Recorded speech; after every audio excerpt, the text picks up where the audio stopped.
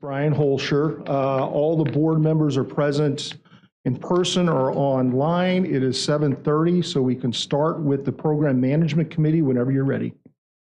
Okay, I'd like to call to order the 248th meeting of the Program Management Committee, Tuesday, October 31st, 2023.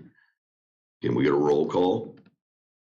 Yes, the record will reflect that trustees, let's see, Wilson, Evans, and Wabi are in the room, and trustees Fair, Nikozison, and Watson are present online. Thank you.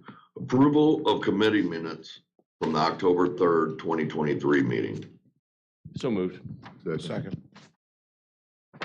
Okay, there are no comments by the chair, and we have engineering department agenda items. Rich? Good morning, trustees. Happy Halloween to everyone.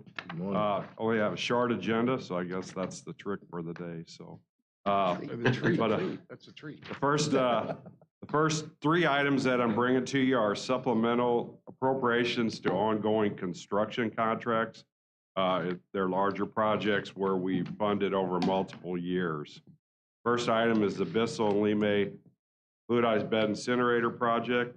This action appropriates additional funds to ongoing construction contract with Kekosing Flocker LLC. This is a planned appropriation for fiscal year 2024. The work to be done consists of the construction of fluidized bed incinerators at the Lime and Bissell wastewater treatment plants, includes redundant sludge acceptance systems and solids handling improvements. The purpose of this project is a long-term solution for solids handling at these two treatment plants in the entire district. This is a partial funding request. The supplemental appropriation is for $171 million and brings the total appropriation so far for this project to $272 million. We still have future appropriations in future fiscal years. The 5-year project, which will total $900 million at its completion in fiscal year 2028. Are there any questions? How we doing, Rich?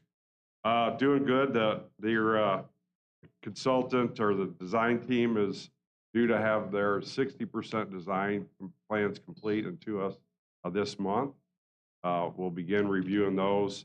We probably won't actually break ground until the spring, where we'll start demolition of some of the existing facilities and start work. So we have basically multiple designs going. We've got the overall site design and the work being done by the design team, and then we have design work being done by the fluidized bed incinerator designer.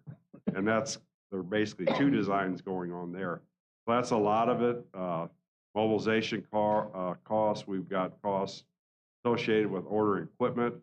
There's a lot of lead time on the equipment, so we try to get those orders in so that equipment will be here and be ready to be put in. This is the design build, right? Correct.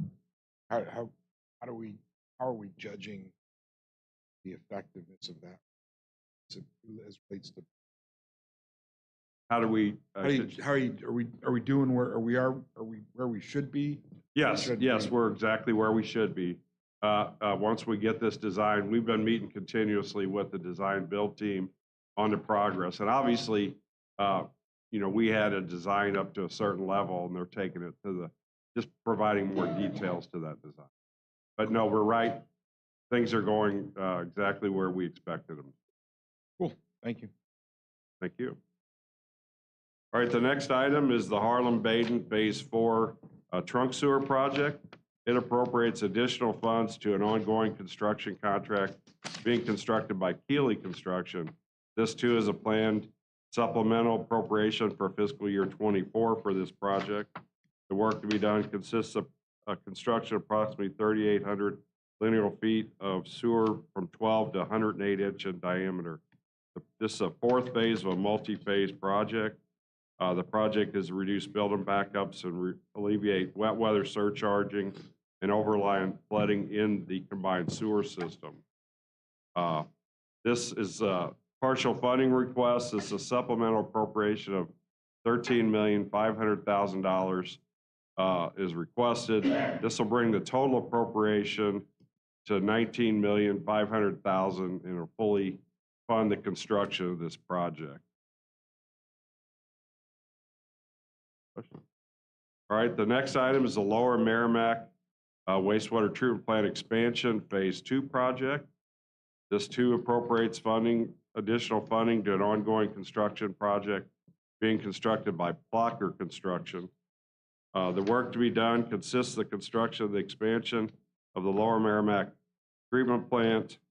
The purpose of the project is to increase overall plant capacity to treat additional flows from the Fenton Wastewater Treatment Plant when that plant goes offline, improve reliability and critical aging infrastructure assets at the plant, and meet future and current regulatory permitting requirements. This is a partial funding request. The supplemental appropriation is for $29,300,000 and brings our total appropriation for this project to $117 million, and that's the final appropriation for this project. All right, the next item is a new construction project bid this past month. It's the R of Ellen Sanitary Relief. This action appropriates funds and authorizes staff to enter into a construction contract. The work consists of the construction of approximately 546 lineal feet of 15-inch diameter sewer and 160 feet of sanitary sewer in tunnel. The purpose of this project is to alleviate overcharged sanitary sewers. Project, the designer's estimate did increase for this project due to some additional unanticipated utility conflicts, so we had to, that included the tunnel work. We received 5 bids on this project. The low bid was from Fred M. Luth. Our bid was below our designer's estimate, but our appropriation of $1,025,000 was above the original budget for the project, and that was because we didn't anticipate any tunneling in the original budget for the project. This construction project was required to meet the new MWBE goals for the new fiscal year, which is a 10% minority participation and a 10% women participation. They met that goal, Fred M. Luth, with a 20.2%, just over 20% participation, 10 and 10 from the firms shown on the sheet. All right. The next item is, or the next 2 items are new design appropriations for the current fiscal year. First one is General Services Agreement for Construction Management Services, appropriates funds and authorize staff to enter a construction management contract. The ordinance is for 1 year with 1 option year with KAI 360 Construction for various construction management services, which include testing of materials, inspection of electrical, mechanical work at MSD treatment plants and pump stations. The projects are located throughout the district in various cities in St. Louis County. The contract is for a maximum total contract amount of $2 million. Projects will be issued by letter agreement for the individual scopes of services for the individual contracts. And again, this contract is renewable for 1 year. There was 1 other proposal received on this project, and KAI was selected. The appropriation for construction management of $2 million is equivalent to what we had in the budget this fiscal year. As the construction contract, there's new goals for MWBE participation in the new fiscal year for projects with design fees over $500,000. That's 18% minority sub-consultant participation and 13% women sub-consultant participation. KAI met those 2 goals for their sub-consulting team. In addition, KAI 360 is an MBE contractor, which on this contract will bring our total participation to 82% overall for the project. Are there any questions?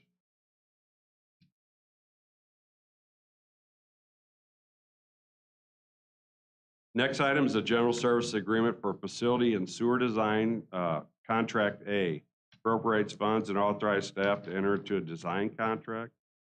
This ordinance authorizes the district to enter into a contract for 1 year with one option year with Donahue and Associates for the design of various projects in the capital program and in the operations budget.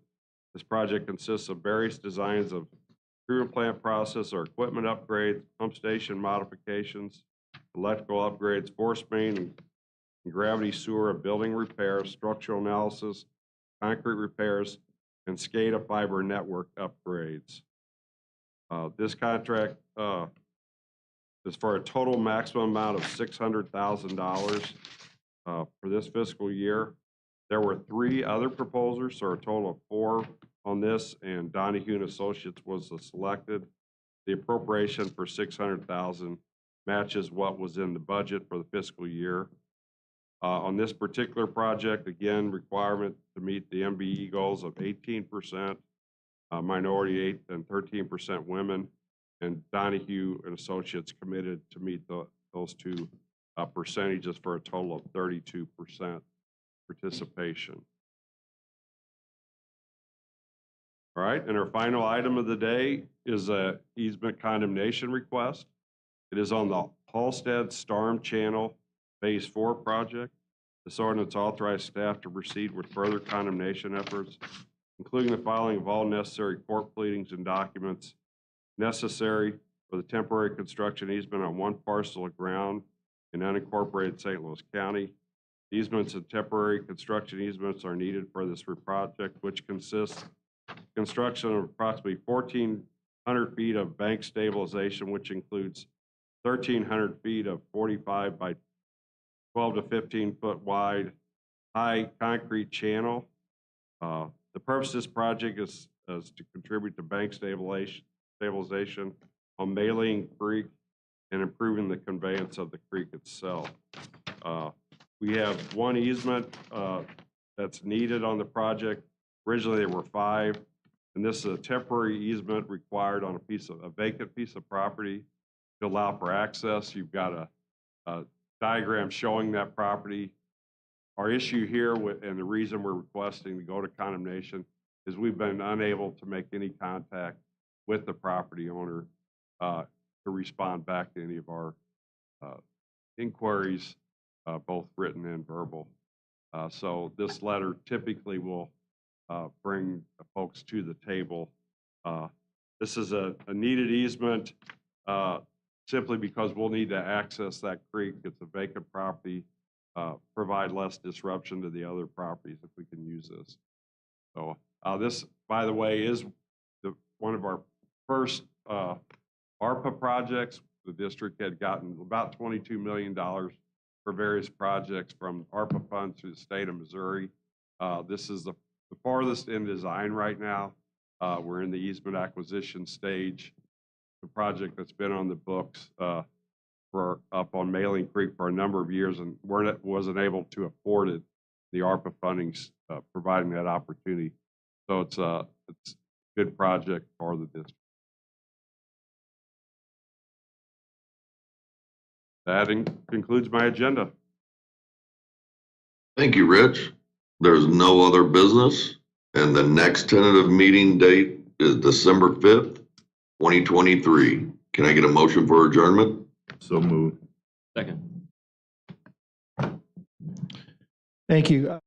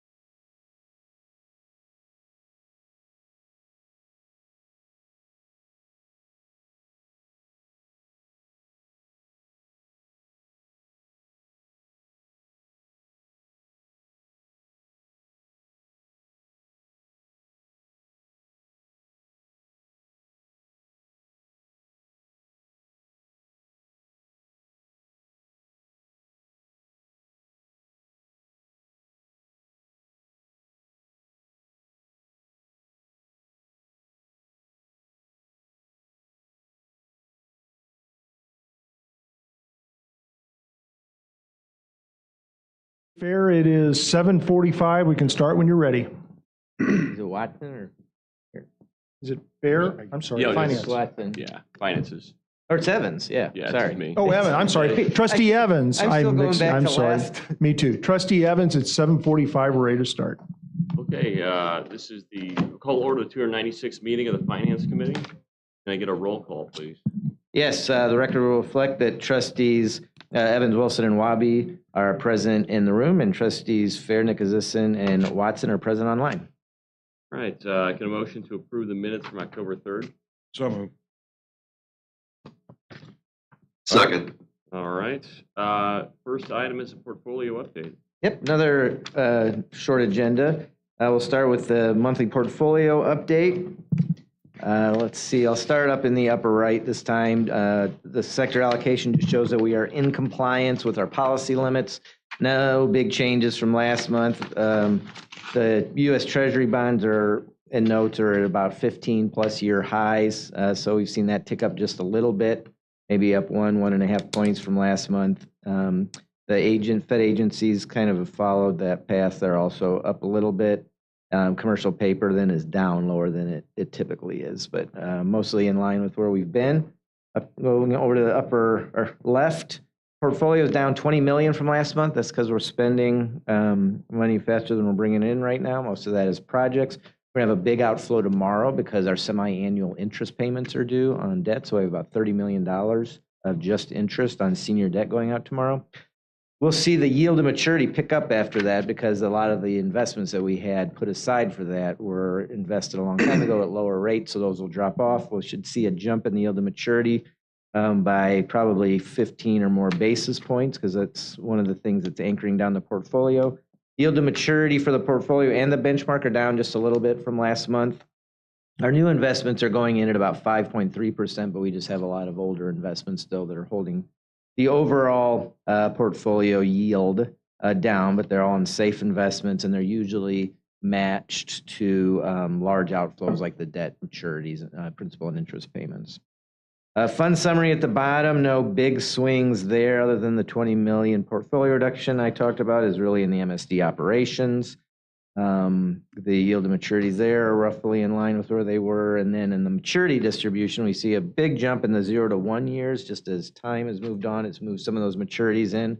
But again, with 30 million leaving tomorrow, that'll kind of put everything back in line a little bit after tomorrow. Just the timing of when this was put together, we kind of missed that big movement. But everything is in line with policy. Any questions? Okay, hearing none, I'm going to pass it over to Marion for the next item. Thank you, Tim. Trustees, I am going to present the Quarterly Adjustment Review Committee report for the time period July through September of 2023. This is an activity that's required by our wastewater ordinance. So it's depicted on the document that you have in front of you. During the quarter, we had a total of 43 adjustments, which totaled approximately $454,000. The bulk of those adjustments in the top section of the document are water agency and water off adjustments, which total between those two items approximately $336,000. The water agency adjustments are typically revised reads that we get from the water utilities, and so we have to make adjustments to the wastewater billing, and the water off adjustments are notifications that we get from the water utilities that a customer's water has been turned off, but we have billed those customers, and so we have to go back and adjust those amounts as well. We had 3 write-offs that were due to sheriff's sales that totaled approximately $27,000. At the bottom of the page, you'll see a section labeled Other. Those are actually billings to those entities. And so we billed the Bridgeton landfill for treatment of flow from that facility, approximately $30,000.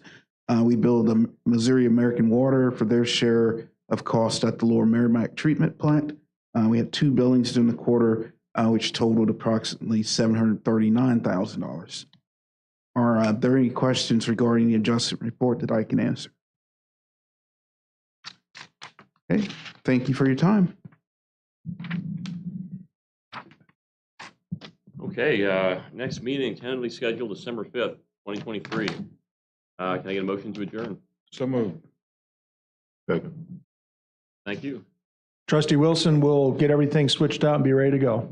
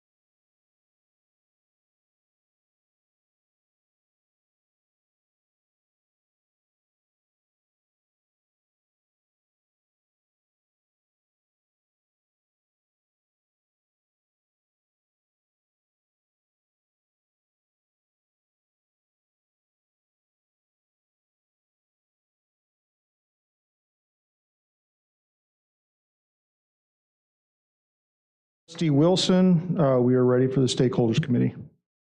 Thank you. Good morning, everyone. I'd like to welcome you to the November 2024 Stakeholder Relations Committee meeting. May I get a roll call, please? Yes, Director will reflect that trustees Wilson, Evans, and Wabi are present in the room, and trustees Fair, Nikozitsin, and Watson are present online. Thank you. I have no comments. Can we get approval of the committee meeting minutes of October the 3rd? So moved. Is there a second? Second. Thank you. No objection? Hey, Mr. G, you're back on again. Yes, sir. Good morning, trustees again. Morning. I'm here to talk to you this morning briefly about a federal program that the district has benefited from, and also I'll talk to you a little bit about some activities centered around our customer assistance program. First, the low-income household water assistance program, or LIWAP, as it's currently more commonly referred to, provides up to $750 per federal fiscal year to assist low-income households with both water and wastewater bills. LIWAP was a program that was created by federal legislation relating to COVID-19. The way it works is that the states receive LIWAP grants, and then they contract with community agencies to administer the program. The Missouri Department of Social Services actually runs the program on behalf of the state, and they contract out with the Urban League to process applications in the city of St. Louis, and the St. Louis Community Action Agency to process applications in the county. LIWAP utilizes both income and household size to determine if applicants are eligible, similar to our customer assistance program. LIWAP was initially slated to end at the end of September the 30th of this year, but it's been extended to the end of March of 2024. Applicants actually have to apply by the end of December in order to receive that funding next year. So they don't have until March to apply. They actually have to apply before the end of this year. We have been awarded approximately $800,000 so far that we've been able to apply to about 2,200 residential customer accounts. We're hoping that this will be a permanent program modeled after the low-income energy assistance program. I know both the water and wastewater industry has been lobbying for quite a while to make a program like this permanent, and hopefully that will get done. So any customer that's eligible for LIWAP would be eligible for our customer assistance program. as their guidelines are actually a little bit more stringent than ours in terms of the allowable household income. There are approximately 3,850 customers that participate in our customer assistance program.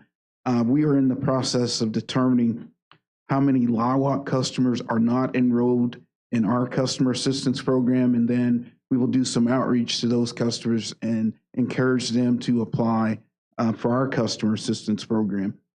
In addition to that activity, we work with approximately 70 governmental entities or agencies or community organizations to promote our customer assistance program. We're always looking for other avenues to promote the program and other agencies that are willing to partner with us to spread the word. As you've heard during some of the rate commission proceedings, we are also reviewing some structural changes to our CAP program that might allow more customers to participate. We are looking at maybe a tiered approach with respect to the eligibility requirements. Those ideals will be presented probably when we bring the budget to you next year. That concludes my remarks. Are there any questions regarding the LIWOP program or our customer assistance program? Okay, thank you very much. Thank you, Mr. G. Moving on, Ms. Coleman. Good morning, trustees. I'd like to bring your attention to Resolution 3869. This is for medical services for district staff. If approved, this particular resolution would allow us to continue the medical services that the district uses for workers' compensation, pre-employment drug testing, and post-accident drug testing for our employees. The current provider that we use is BJ Corporate Health Services, and this resolution would allow us to enter into a one-year contract with BJC's Corporate Health Services from January 1st, 2024 to December 31st of 2024, exercising the third-year option of the contract. Are there any questions about this particular resolution? Okay, well, thank you for your time. Thank you. Moving right along, Ms. Meyer. Good morning, all. Proposed Resolution 3867 will authorize the district to exercise the third option year and enter into a one-year renewal contract with Beck Dickhouse and Associates. The contract will allow the district to aggressively pursue the collection of excess proceeds from properties sold at the St. Louis City and St. Louis County tax sale auctions. The district has authority to pursue the proceeds if there were unpaid sewer bills associated with the property. This particular contract was a one-year contract with 4 one-year options. This resolution is asking for the authority to enter into the third one-year option. Since November 20th, or since November of 2021, I can't even talk this morning. Since November 2020, we have collected a little over $1.5 million collected on 567 accounts. So this has been a very good contract for us to be involved with. Any questions? How is Beck and Dickhouse compensated? He is compensated. He gets 15.5% on the amount that he collects. So since the initiation of this contract, we have paid him approximately $240,000. Okay, I think I have the next one also. Proposed Resolution 3968 will authorize the district to enter into the fourth one-year renewal term with Kina Iman LLC to provide state legislative lobbying services. This was also a one-year contract with 4 one-year options. So this is the last option year of this contract. The contract will expire December 31st of 2024, which at that time we will go out with a new RFP to solicit proposals for state legislative services. This contract is $55,000 per year. Any questions? Okay, moving right along, I have the next number 7 on the agenda is the federal and state legislative priorities. So every year prior to the legislative session starting, I bring to the board what staff is proposing to be our legislative priorities for the year. There's no action needed by the board. It's just for your information and input if you have any. Our legislative priorities meet our strategic business operating plan. It's actually a requirement of Strategy 1, Objective 2 of that plan. We develop these in consultation with our lobbyists, and I seek input from all the directors. So we're all involved with the development of these priorities. It is a dynamic document, so if something comes to your attention at some point, just reach out to us and we can have a discussion and see what we need to change or add to the list. So I'm going to briefly go through. I'll start with the state legislative priorities. They haven't changed much from last year, so I'm going to basically hit the highlights for 2024. The legislative priorities are kind of segregated into general priorities, financial priorities, and regulatory.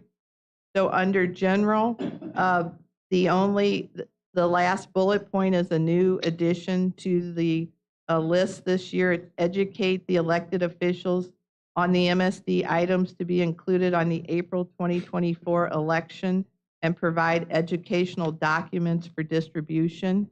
So that will be happening. Under the financial priorities, the third bullet has changed just a little bit. It was on the list last year, but we've changed from advocating to lobbying for the sale of $20 million in stormwater bonds previously approved by the Missouri General Assembly in 2025. We don't plan on doing this in 2024, but wanted to keep it on the priority list, so it's recognized as something we need to address in the future. The only other new addition to the state priorities is under regulatory. The second bullet point, monitor legislation on the definition of waters of the state, emerging contaminants, including PFAS, and the membership of the Missouri Clean Water Commission has been added. These are hot topics in the regulatory world, so we wanted to add them onto the priority list so we can keep track of that. Any questions on the state legislative priorities? Okay, so I will go over the federal legislative priorities. It is organized the same way as the state legislative priorities. So under general priorities, in the first bullet, last year we wanted to make sure we built relationships with any new of our congressional leaders. So there are no new members this year, so we've taken that out. We've added the last bullet is a new bullet, educate the elected officials on the MSD items to be included on the April 2024 election and provide educational documents for distribution. Same priority we had on the state list. We also want to educate our federal congressional leaders on our 2024 election. Under the financial priorities, the sixth bullet point, which starts work to ensure inclusion of MSD priority projects in the next WRDA reauthorization bill. We've added specifically seek federal authorization increase from 70 million to 100 million for the St. Louis CSO program in the next WRDA bill. And then the next bullet point is a new bullet point, work to seek 100% federal funding for a $13 million channel improvement project in economically disadvantaged communities as defined by Section 160 of WRDA 2020 bill. That's a new priority.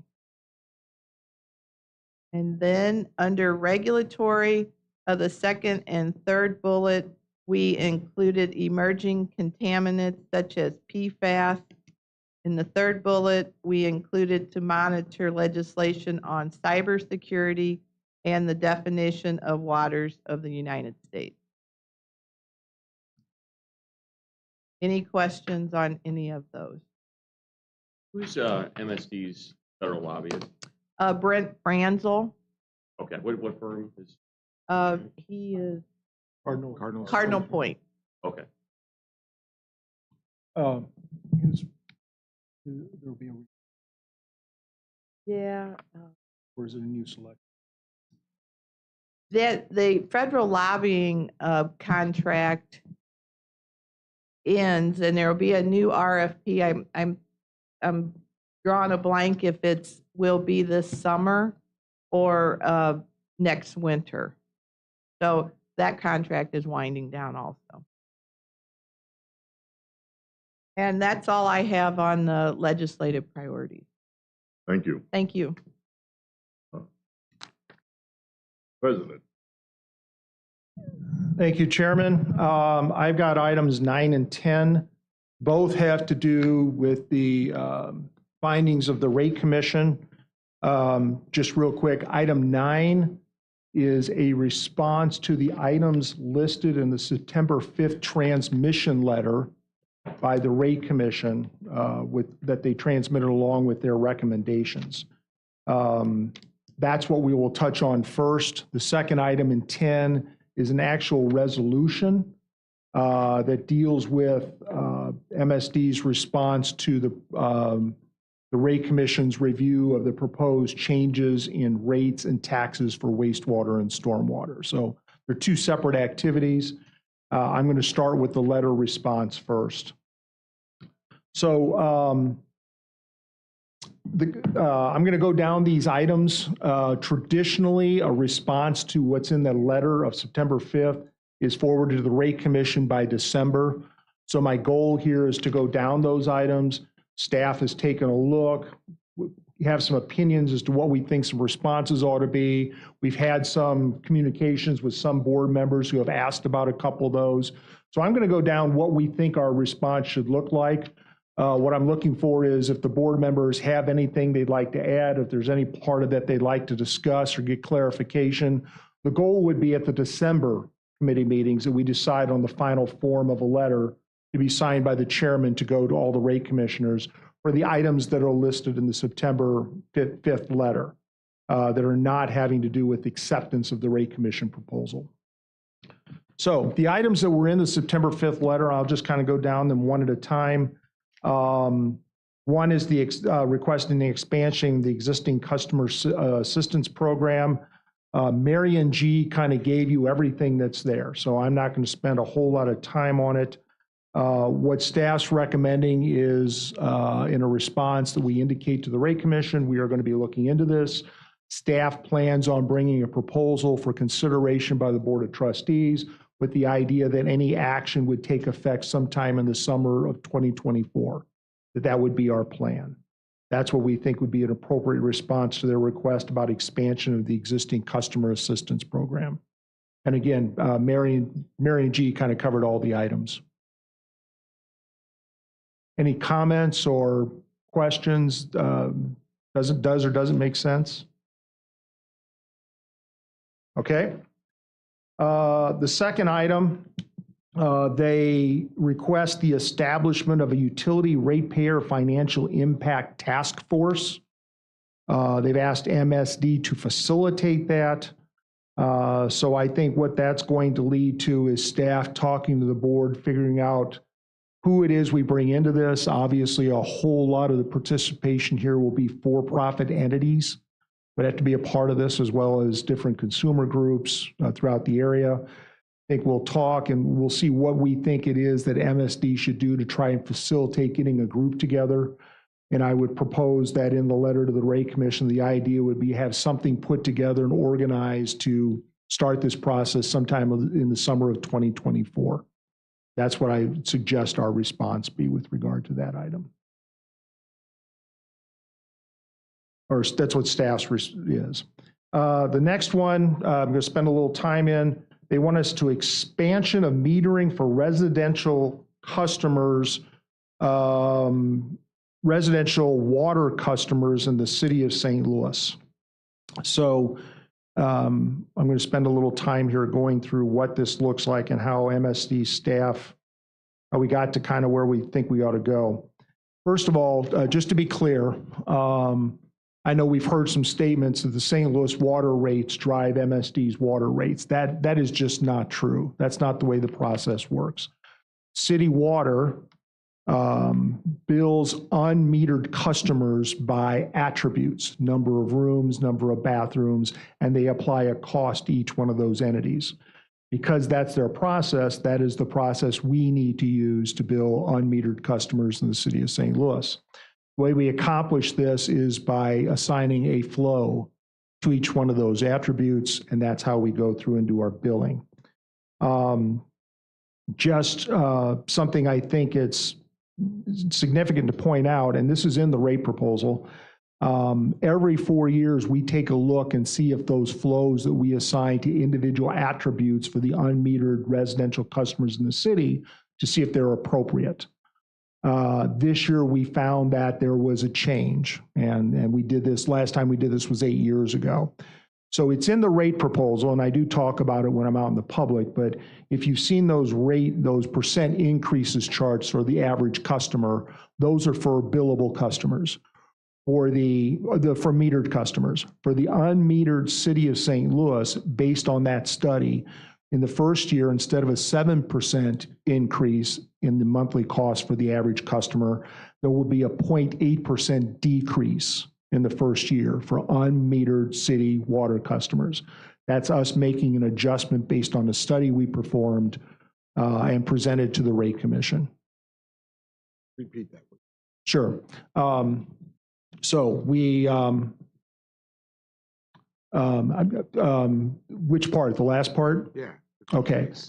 So based on the study results, we found that we need to lower the water volume that we assign to each city attribute for unmetered water customers. We take those new volumes and we make an adjustment at the start of the 4-year cycle for those unmetered customers. That adjustment this year, instead of a first-year increase of 7% on the monthly charge for unmetered customers, the first year will be a 0.8% decrease because we've decreased the amount of flows assigned to those attributes. It's a decrease in volume? So it's a decrease in cost. Remember, we don't know what the volume is. Right. We're assigning a volume based on a study. But yeah, what we've done is we've reduced what the volume should be assigned to the number of rooms, to the number of water closets. So a citizen in the city of St. Louis, 98, are going to see a reduction. Monthly billing. Yeah, their monthly billing for the first year will go down 0.8%. Then they will see for the next 3 years, they will then, because that'll be the adjustment, then they'll see the same increases as the metered customers will for 26, 27, and 28. It gets lost in a lot of the discussions we have, but we do make sure we let folks know it is in the rate proposal. It was presented to the Rate Commission. They did know that that's part of the proposal. So, pardon me? That's good news. Yes, it is good news. So I know when I was doing the presentations, we'd be out in a presentation out in Far West County. I didn't necessarily bring this up, and somebody from the city was there and asked.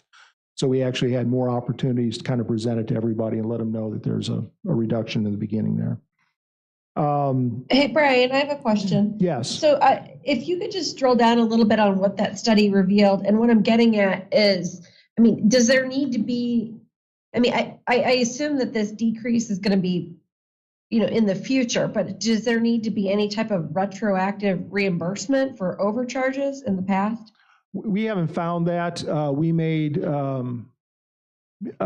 you think of the time frame here, this got set by the courts and the volumes got set around 2000. The first time we did a study and found any kind of difference was in 2016. We made an adjustment in the 2017 through 2020.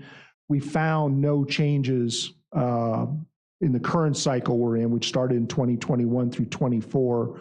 Then we went back and we said, okay, what should the new number be? And there's nothing we do retro. It's a point in time that then that change will impact everything in the future. So there isn't anything retro to it. It applies to the start with fiscal year 2025.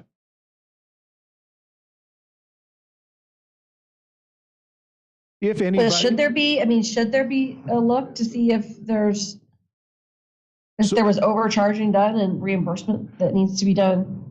Marion, is this As a something result we of can that? talk about, or do we need to come back with it? Do you have information for that? Well, first of all, there's no way to really go back and determine if anybody's been overcharged. We could certainly go back and determine if, what the rate that we are proposing to apply in FY25, what that would have looked like if we would have billed that previously. But as Brian pointed out, the study that we conducted prior to the last rate proceeding did not indicate a need for us to reduce any charges. This is new information that we received about a year or so ago.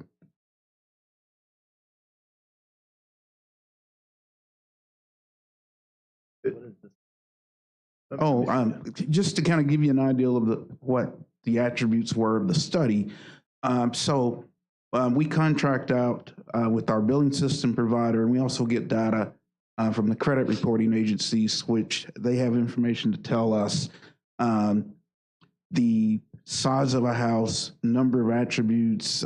We can get that from city water, but we're comparing basically a metered property to a similar unmetered property.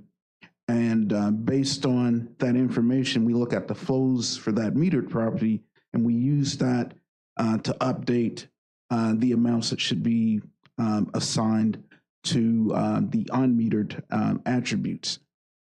So, for instance, a home in the county with 4 bedrooms and 2 bathrooms and 1 shower, we'll compare that to a similar home in the city. We do have, of course, data for those customers that are in the county because they are metered, and that's how we basically conduct that study.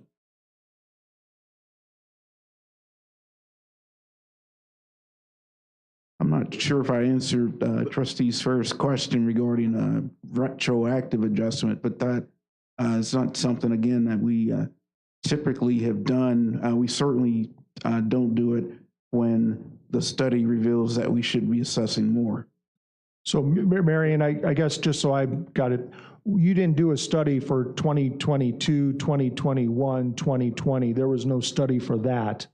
It is a study it's a moment in time type study. That's correct. Okay. Yeah, we typically do that about a year or so before the rate commission proceedings start.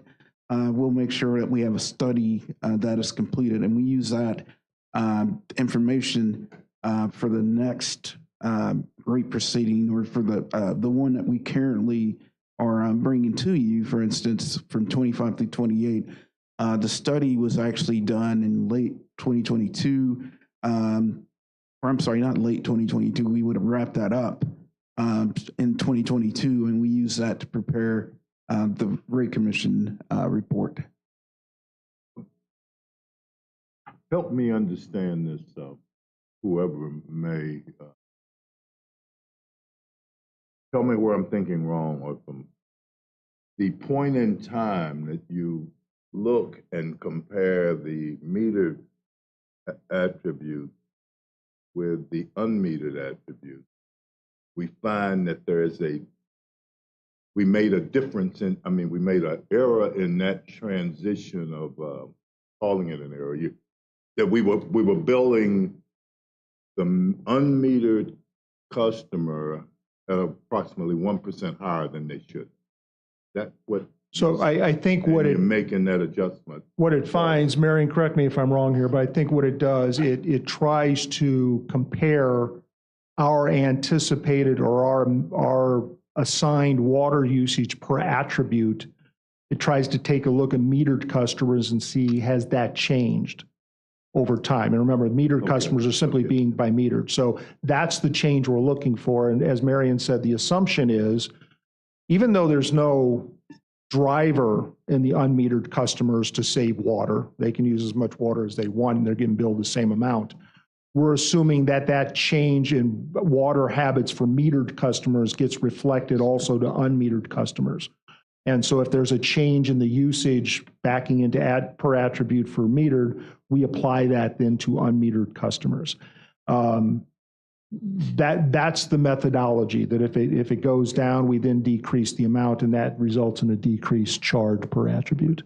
That's You're correct. not looking back at a metered customer.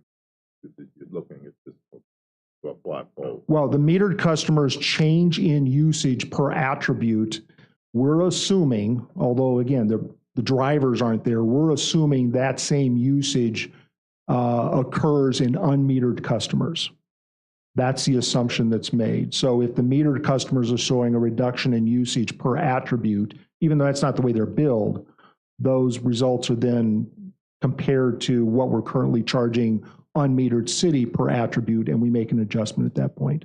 If you're a metered customer as well, their bill is based on their winter quarter average. So each year we'll go through and look at, like, for instance, for the increase that went into effect in July of this year, we looked at that customer's winter quarter average, if you're metered, for the previous winter, and that determines that customer's bill for the next year.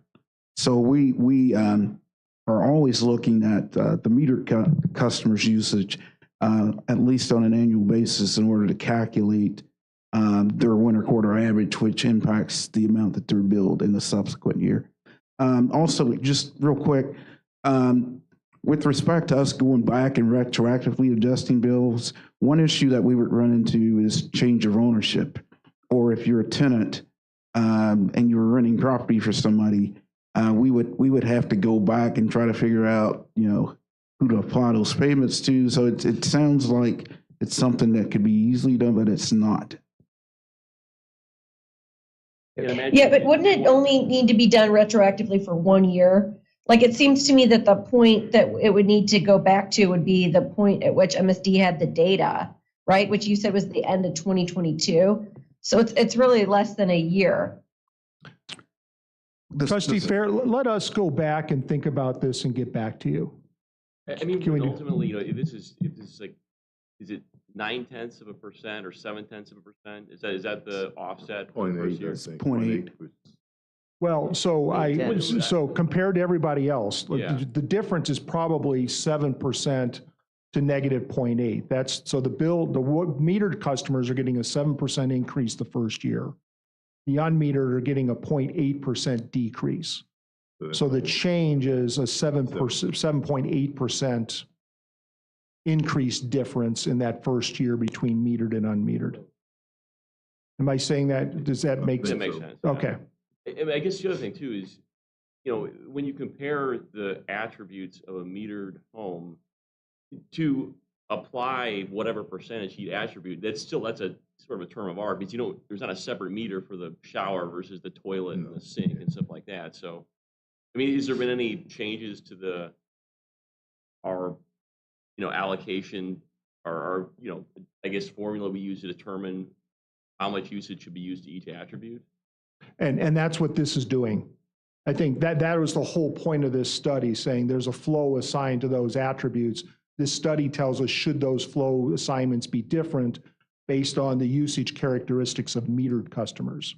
And how has that changed? Am I saying that correct, Marion? That's correct. Also, just to to add on to this, if you're an unmetered customer and you have, let's say, a leaking toilet or something, keep in mind we're comparing you to a metered customer that has a similar sized home and similar attributes. There's no incentive if you're an unmetered customer to fix leaks or anything like that because you're going to get billed by city water a flat amount. So really, we're again, although we're using similar attributes in terms for the study to compare, the usage patterns may be different. When you said, Yeah, I mean, I understand that the study isn't precise, but it seems like it's the best we have. And if that's what we're going to use moving forward, it seems to me that it should be used going backward, at least to the date at which we had the information. You're not basing the information on data from usage today. You're basing the decision today on usage, say, 6 months ago. True. I think And that's where Amy's going. between then and now, usage may have actually gone up. Exactly. Yeah. Usage may have actually gone up between then and Could now. have, We're but picking a basing time and it date. on that point in time. But I do understand the point. Let us, I think we owe you a response back Can I as ask- to what we're doing with that. Can I ask one other thing? So who did the study? We use data from our billing system providers, a firm called Vertex. They provided information for the study and actually went through and conducted it for us. But we also contracted out with some credit reporting agencies to get some information that we needed to complete the study. And we're doing this once every 4 years? We do it about once every 4 years. That's our cycle for doing the rate proposals. Because of the rates. Correct. What would the cost be to do it on an annual basis? So we could track over time and if we did see some significant drop off, we could begin to address it before, in that particular cycle. It would probably cost a couple of $100,000 to do the study each year. How much are we potentially? I think it'd be more about the risk. What would the risk be that the district would be held for overcharging this? What's the economics? well, of remember, that? it could go the other way too. Would you Right, raise right. rates if you saw a change the other way? Right. I think we should make if there is a risk, I don't know that there is. Chairman's a member of the bar in good standing, and I don't know. If there is a risk, maybe we should understand what it is, and then potentially figure out ways to mitigate it to make sure that the district isn't exposed, and to the extent that we can, reduce fees to the end consumer, that's good too. So let us take a look at the risk of either decreasing or increasing the Right. rates to consumers.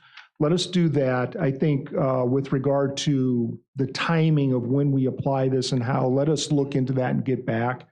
The question you bring up, Trustee Wabi, is probably a closed session type discussion, and we'll make sure we get to that as well to have that discussion.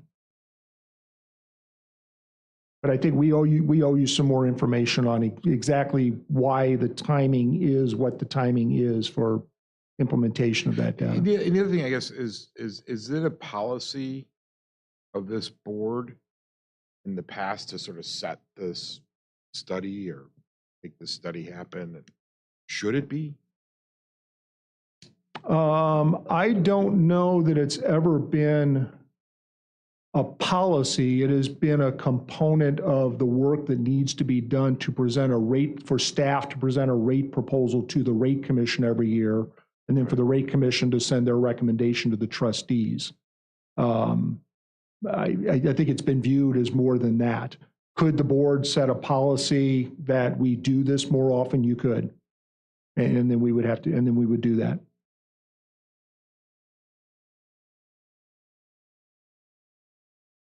So we have two things we owe you.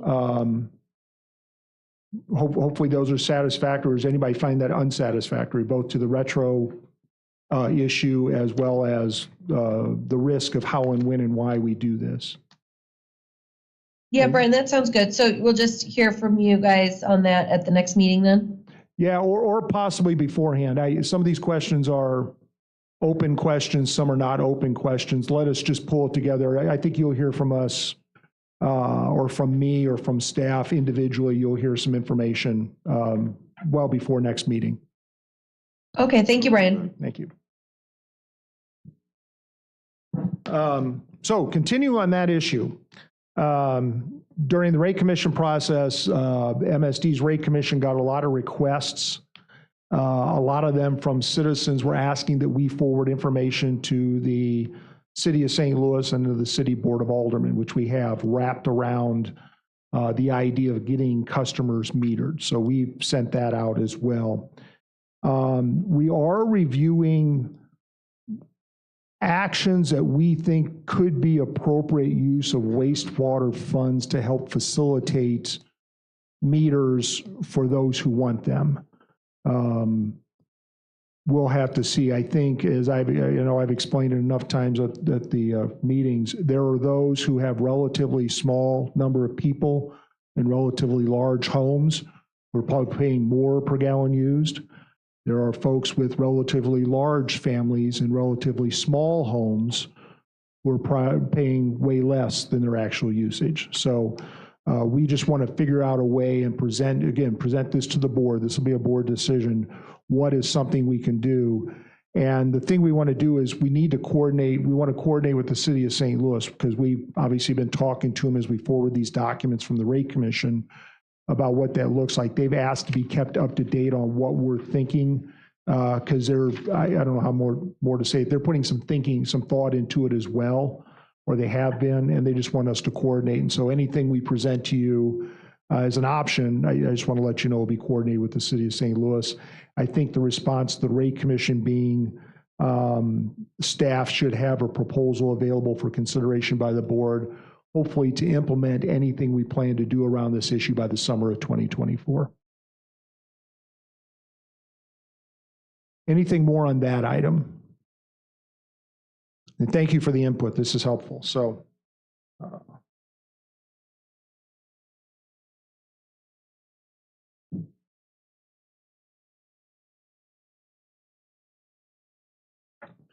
Next item is asking that MSD access RAM settlement money from the city and county to help fund MSD projects.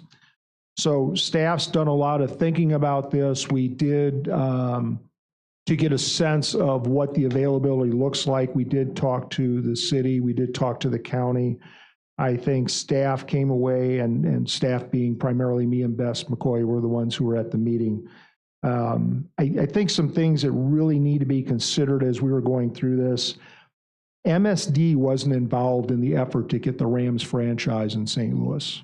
That was done by others, primarily in the city and county. Nor did we participate financially in any way in trying to keep them here. Nor were we part of, as I understand it, some of the infrastructure upgrade commitments that were made by the Rams to the city and the county as part of this. And I will tell you, staff is really aware, and I suppose anybody who's paying attention understands the city and county have some very difficult financial decisions they have to make on their own. And staff's recommendation at this time is, unless the board says otherwise, which you can, we're just suggesting we not pursue this pot of money. It would just not be appropriate for MSD to do that. So that's where we stand right now. If you got any questions now or comments now, or if you want to give us some later as we develop this, again, we're going to get this letter completed somewhere near the end of, you have it done sometime in December. Anything on that item? Okay, the last item is the Stormwater Municipal Grant Program. It took up much of the letter. So this is a program similar to what some of you have seen, and you see the proposals where we do this through the OMCI taxing subdistricts right now, where the we have a certain amount of monies that are made available to municipalities to do stormwater projects that they think is a high priority. We review, make sure it's a good project, and you've been appropriating monies to the OMCIs. The idea is to apply this program to the district-wide stormwater program as well, using 30% of the funds. MSD's, the staff's concept when we put this proposal in place, one, we want to make sure the funds were available to the whole population and doing that through their local elected officials. So what we did is we took it by population. That's how we figured we want to distribute the dollars, is on a population formula. We did want to make the minimum annual grant per municipality $30,000 because it just simply takes that much money to do anything stormwater. So there is a chart in the rate proposal that says, therefore, here's the grant that we would make available annually. Again, this isn't money given to the municipalities. It won't be in the proposed program, just like the OMCIs. They need to present to us a legitimate stormwater concern project. Sometimes that's street drainage, sometimes it's a stormwater plan, sometimes it is storage, sometimes they want to install green infrastructure on their own. There's all kinds of things that they will present to us. I just want to ensure this is not a check that's written to them. They have to come and the board has to review and approve the expenditure of the money and the project. Our proposal for the unused dollars is to put those in the larger area-wide pots. So for the 50% of the money goes through prioritized projects throughout the area. We propose the unused money goes there. For those unused funds, municipal funds, that are in environmental justice areas, we also have an environmental justice project pot. We'd recommend that any unused funds go into that. That's what MSD's proposal was. The Rate Commission's proposal takes on kind of a different course. They want the funds to be made available through a competitive selection process with selection criteria such as amount of impervious area in a municipality, extent of the long-term planning performed by the municipality. These would be the criteria the proposal would be measured against. Extent of the cost-benefit analysis process that a municipality uses, the amount of matching funds that a municipality can offer to a grant, and an amount of collaboration that's been done with other municipalities for a stormwater project. And the idea would be the staff would generally track over time that the fair amount of dollars are being made available to each municipality. So it's kind of two different concepts as to how you go. I think we staff viewed this distribution as making sure we were addressing environmental justice in the way we distributed the funds, making sure the correct amount was available to all residents of the area. So while we think our proposal is probably the best, there can be an argument made for some of the merit of what's been proposed by the Rate Commission. So as a compromise, and again, I'm not pushing this too hard, staff would recommend keeping it the way I described by going into overall pots. One way that could be done, and I'd ask the board to consider this, is we could still make sure the upfront availability of municipal grant funds were set up the same way MSD has it set up now for that opportunity. What we could change is take unused funds the municipalities decide they don't want to use.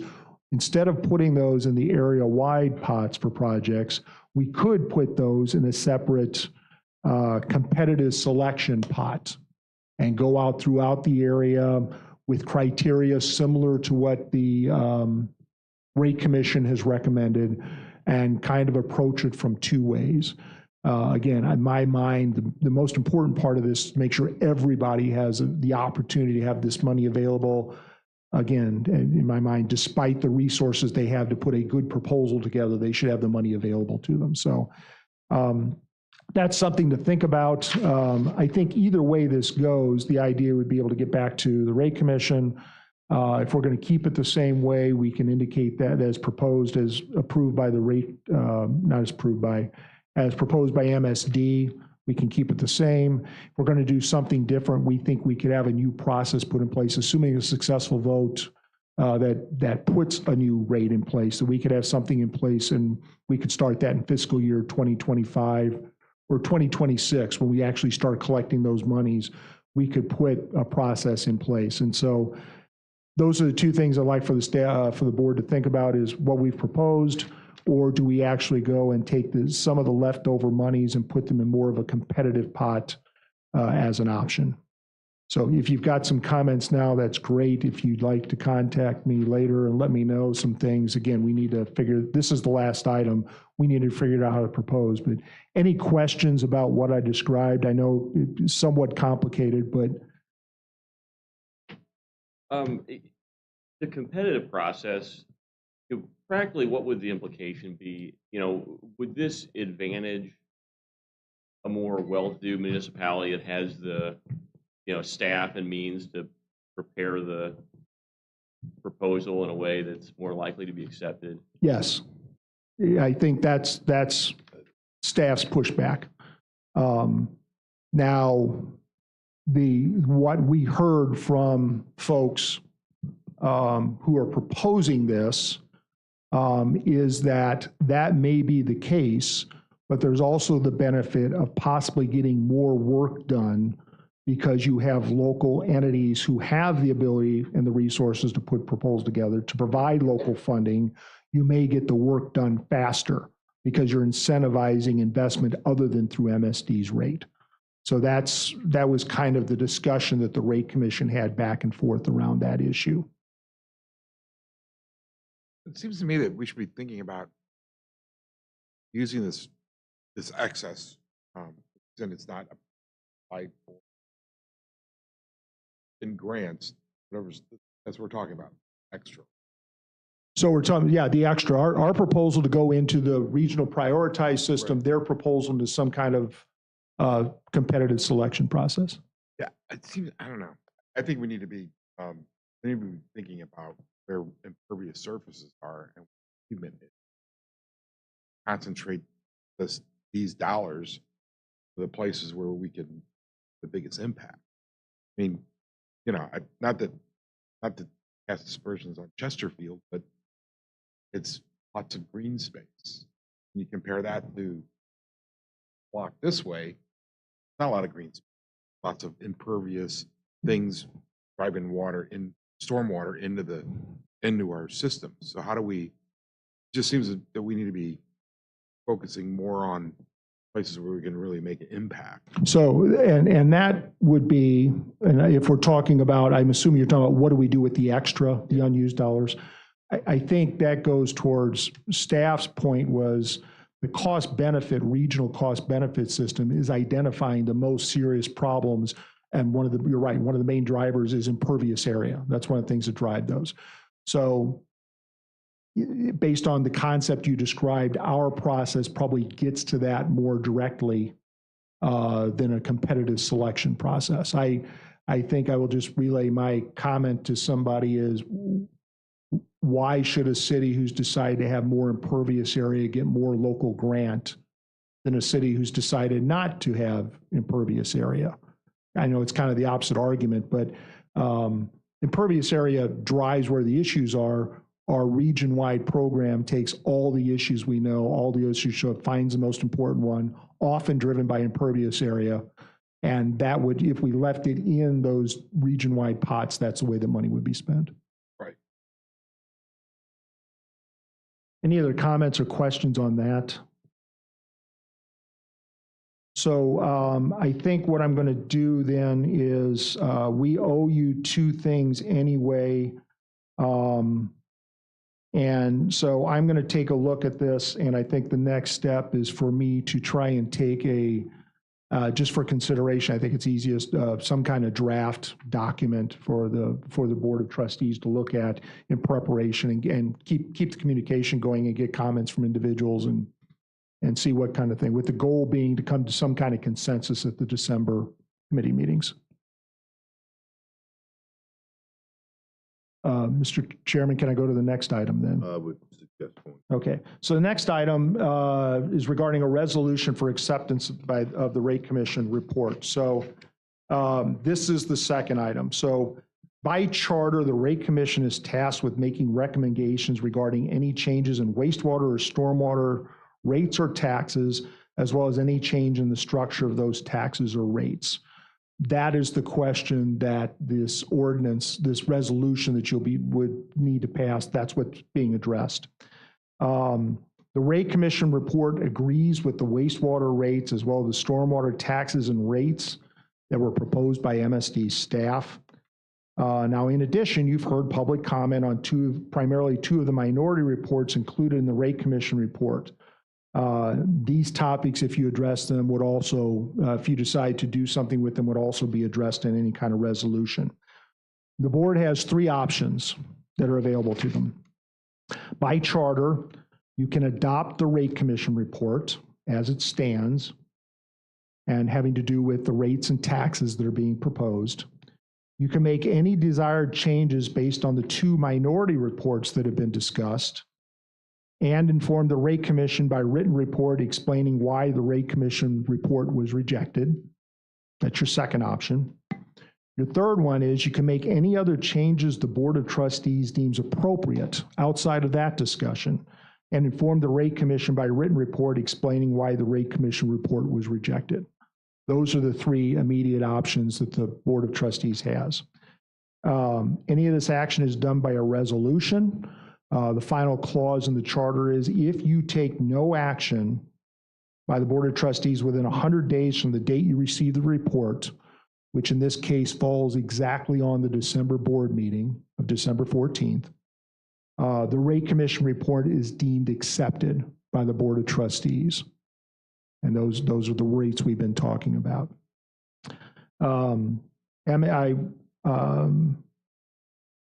MSD staff recommends that the Board of Trustees, this is our recommendation, of course, it's your decision, that as we've done for the past two rate proposals and previous to that, we're recommending that the board accept the findings of the Rate Commission with regard to the wastewater and stormwater rates and taxes. This is currently set up right now to be on the agenda for November for consideration. It's a resolution, so it only requires one vote. So now or at some point, I think I need to find out if the board has any comment as to what to do with this. I think we've sent you a draft of what that resolution would look like. It's not dissimilar from previous resolutions that have been passed over the past 2 years by the board. So right now, the plan is to have that up for consideration at the November 9th meeting.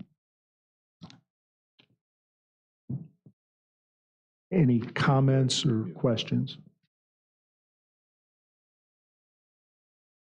Okay. Are there are no objections to having this on the up for consideration? Okay. Mr. Chairman, I'm done with that. I think Tim Snoke has one more piece that's wrapped around the Rate Commission process or the change process. So thank you very much. Great. I'm going to talk about two ordinances that are going to be on the agenda at next week's meeting. Both of these, they're actually listed here as introduction and adoption, but I think we are just introducing at this point, correct? Yes. Okay. This will be an introduction of two ordinances to place items on the April 2nd, 2024 ballot. So the ordinance is going to authorize placing the items on the ballot. One is a bond election ordinance to ask voters if they approve the use of $750 million of additional bonding authority to use to fund the capital program during the rate cycle. The other item is to place the stormwater rate on the ballot because that also would need voter approval. Again, these are both April 2nd elections, and then the ordinance will also authorize the ballot language. So you should have a page that shows the ballot language. Proposition Y would be the bond authorization language. It reads like our previous bond authorization languages have. We've been going about every 4 years to the voters since 2004. And in this case, it'll be $750 million, no changes there. Proposition, we expect that this will be Proposition S for stormwater. We have not looked for a rate exactly split like this, where some is impervious and some is property tax, but we've drawn from previous language has been used. So this is not dissimilar to what's been used before. It's been reviewed also by outside counsel. So I'm just going to read this one since that one's a little bit different. Proposition S would read, shall the Metropolitan St. Louis Sewer District, for the purpose of providing revenue to fund capital improvements for flooding and erosion control, impose one, a property tax upon all residential taxable tangible property within the district at a rate of not more than 7 1/45 per $100 of assessed valuation, and 2, a charge upon all non-residential customers, whether public or private, within the district based on the amount of impervious area on each such customer's real property at a rate of $1.05 per month per 1,000 square feet of impervious area. So are there any questions about the ballot language or the ordinances? April 2nd. April 2nd is typically there are a large number of items usually on the ballot, and our cost is based on how many items are on the ballot. So the more items there are, the more the cost is spread out. So we pay for a portion of the cost of the election. So generally we get good turnout on April. And then I think so that's usually when the bond elections are. I know there was some discussion on the stormwater timing that I wasn't involved in. But Yeah, there's two answers there. I think on the wastewater side, unlike previous years, we've been unable to make sure the first year on a bonding or unbonding scenario are identical. Therefore, we need to have the election by April 2nd, or else we won't know what rates to charge July 1 for the wastewater proposal. On the stormwater side, we've done a lot of analysis as to what would be the easiest way, the best way to have an educated public understand what yes meant and what no means so that they can provide their appropriate input. We just finished up some of that work this week, and it's found that April is probably our best chance to have an educated decision by the public as to whether or not MSD should be participating in this activity or not. We did take, I think, to your point, we did take a look at this. Part of it was the cost. The other part was what's the best place for us to be able to get to the public, and the analysis has shown that April is the appropriate place. Now, the other item, this is just out there, and this has to do with the public. If we are done with the April election and we'll take the scenario that the public votes no, which they may decide it's not an appropriate use right now of their funds, which is appropriate. The way we have set this one up and the way it matches up with the balance of the approvals by the rate commission, there is an option of putting that back on the ballot at a future date without any actions by the rate commission. Because of the way it's consistent, it's continuous, and it wouldn't have. Pardon me? Both? Well, just storm. Wastewater, remember, is not do we or don't we. It's do we pay for it with rates or do we pay for it by bonds? That'd be the public decision. I agree. If the voters vote no, wait, can we go back? No? We haven't looked at that. My first gut reaction is we may have to go back to the rate commission to do that. I don't know that we could do it right away, which doesn't mean we couldn't try an expedited process. The rate commission only has a limit of how long you can meet. It's 165 days. That doesn't mean they can meet shorter if we have to have an emergency get together. Okay.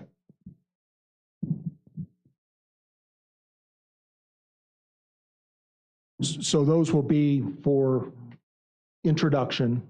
those will be for introduction. And that's all. That was the last item, I believe, before vote to go into closed session. Yes. Okay, that completes the open session portion of the agenda. I need a motion to go into closed session to So discuss personnel actions under section 610, subparagraph 21(3), Missouri Revised Statute 1988 supplement, legal and confidential privilege matters under section 610 dot 21, subparagraph 1, under the same revised statute. I'll second the motion. All right, we're going to do a roll call vote. Trustee Wabi, Aye. trustee Watson, Yes. trustee Evans, Yes. trustee Nicholasison, Yes. trustee Wilson, Yes. trustee Fair. Yes. All right, we're in closed session. We will let you know when the room is prepared.